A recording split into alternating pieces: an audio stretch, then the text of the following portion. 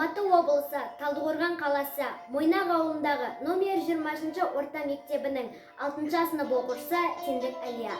Мұқағали Мақатаев. Ана, сен бақыттысың.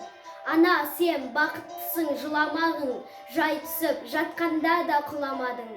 Тәңіріңнен мен едім ғой сұрағаның, сондықтан жыламағың, жыламағың. Бармын ғой, тірімін ғой, қасыңдамын, өлмеймін, мен өзіңдей асылданмын. Таусылып, өз-өзіңді шашылмағың, байрығы берекеңді қашырмағың. Мен сенің қанықпын ғой көз жасыма, өзім кепіл тот басып тоз басыма. Екі жыр жазсам саған бірін арнап, ана деп жаздым ылғи сөз басына.